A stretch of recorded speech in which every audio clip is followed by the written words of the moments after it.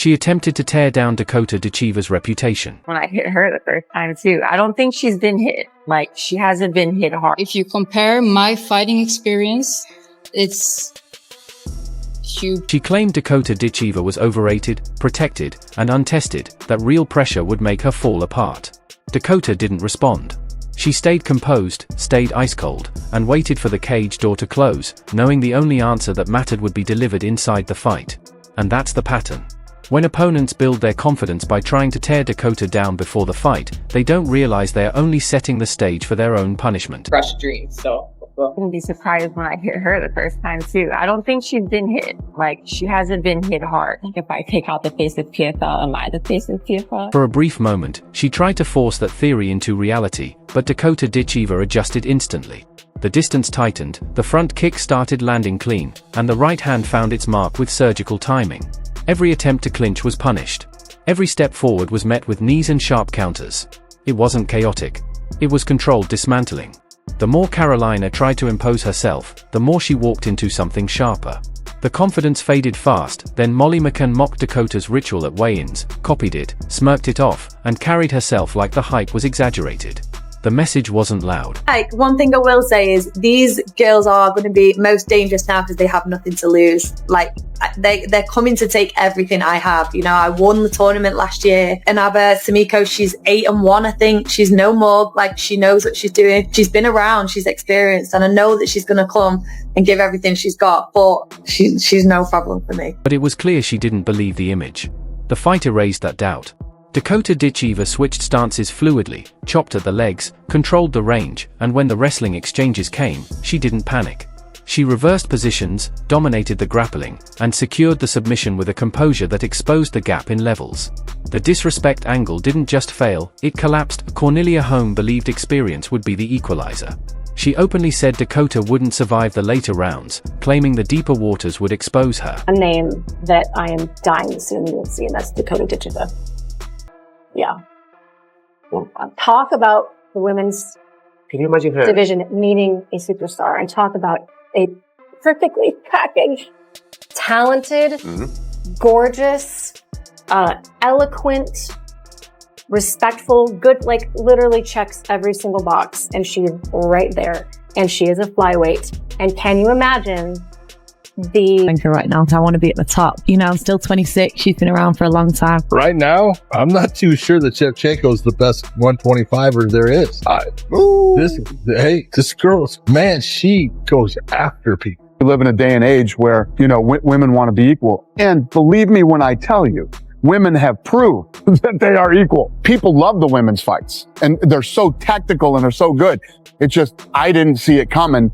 These women are unbelievable. They're very technical and very good. And you know from the numbers that the audience responds? No, the audience doesn't respond. The audience loves it. These women become big stars. A lot of people that talk aren't fighters. So it's like, you can't really take any like bad criticism from people that aren't fighters. If my coach was to be disappointed in me, then I'd be like, yeah, I'm doing something wrong. But that's the only thing I care about. I was sharp in the changing rooms and that's all that matters to us. We knew we were ready as a team. We've worked really hard all camp and we know what we're capable of. You know, other people outside noise, other people in the tournament, like they don't see me train, they don't know what I'm coming with. Just fight. Like, are you a fighter or not? I just beat the best girl that's out there outside of any other division. So they've been talking, she's been saying she's just a Barbie, she should be a model. Well, a model just beat your ass in round 2, so shut up.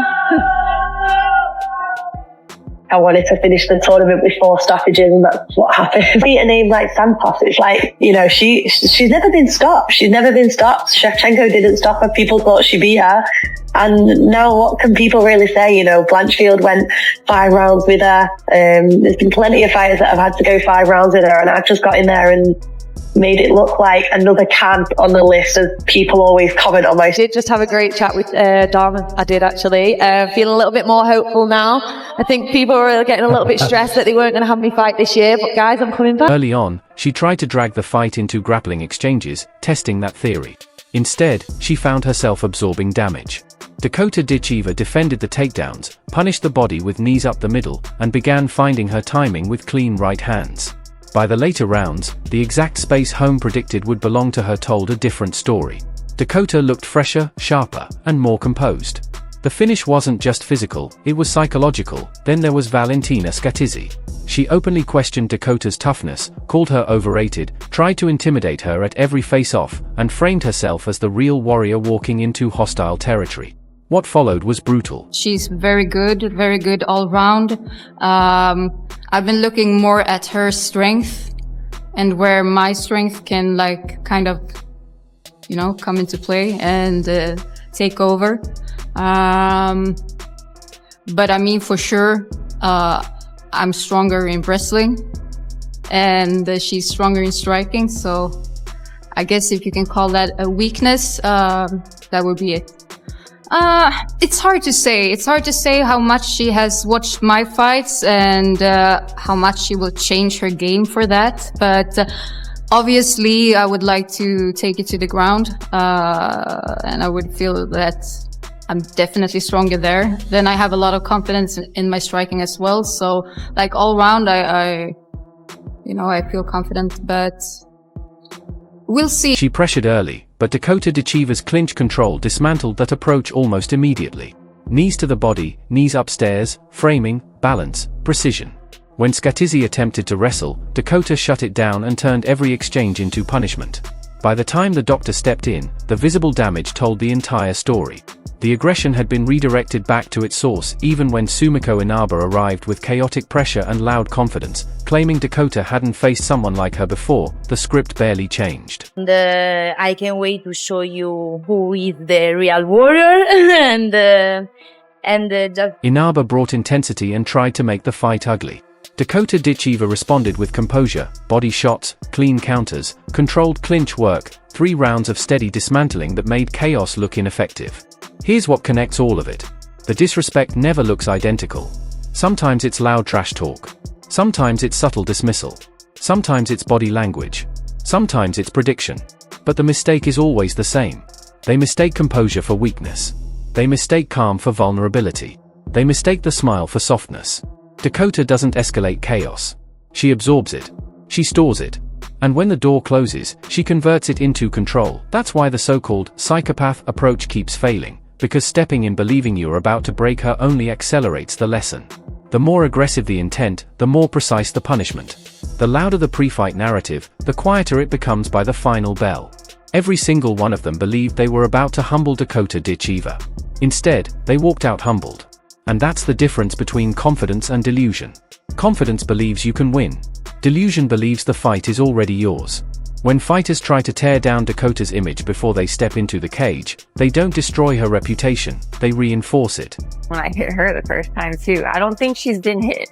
She hasn't been hit hard. The fans have been asking for me and they've finally given me a fight. So I'm excited to get back out there and it's going to be an amazing event. First time in South Africa, Cape Town. So yeah, I'm excited just to get back in there as well. Everyone that's been there to support me all these years is obviously excited to see me back in, but then a whole new kind of crowd is going to be able to watch my skill. A lot of new fans. Now you're about to get back in the cage and you're going to fly a long way to do it on July 19th. How excited are you to get back to fighting? I am so excited. These guys have missed me for sure. They've been very vocal on social media. So I'm excited to finally get back in the cage and do what I do best.